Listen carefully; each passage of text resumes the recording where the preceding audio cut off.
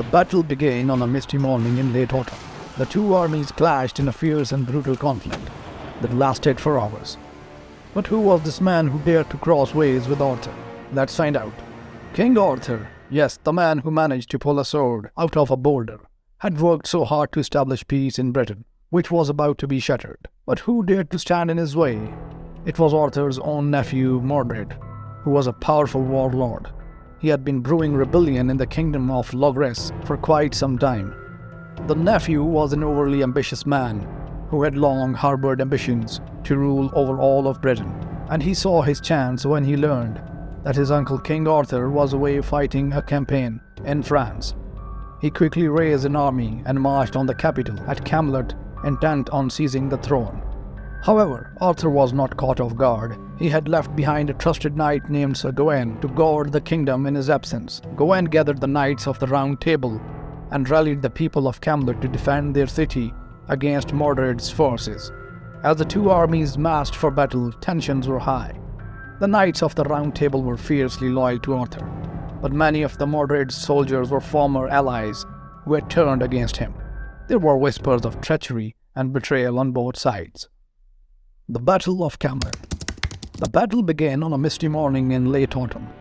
The two armies clashed in a fierce and brutal conflict that lasted for hours.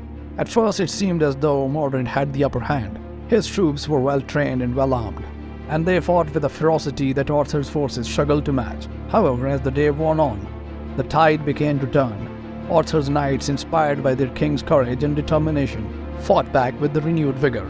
They charged into the heart of Mordred's forces, cutting down their enemies with sword and lance.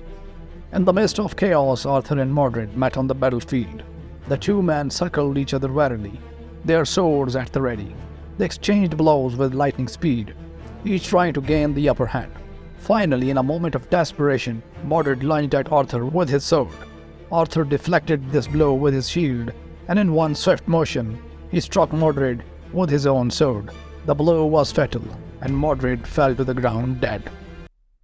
The aftermath. The battle was over, but the cost had been high. Thousands of men had died on both sides, and the kingdom of Logres was left in ruins. Arthur himself had been gravely wounded in the fighting, and he knew that his time was running out. As he lay dying on the battlefield, Arthur called for his trusted knight Sir Bedivere. He gave him his sword Excalibur, and ordered him to return it to the Lady of the Lake, from whom it had been given. Bedivere hesitated, reluctant to leave his king alone in his final moments, but Arthur urged him on, telling him that his duty to the kingdom was greater than his duty to his king. In the end, Bedivere obeyed Arthur's commands. He took the sword and rode to the lake, where he threw it into the water. A hand rose up from the depths and caught the sword, and then disappeared beneath the surface. With the sword returned to its rightful owner, Arthur breathed his last. His body was carried back to Camelot, where he was buried with full honors. And though his reign had come to an end, his legacy would live on for centuries to come. A symbol of courage, chivalry, and a struggle for justice in a world that can often seem dark and uncertain. Thank you so very much for watching. Subscribe, comment, and like.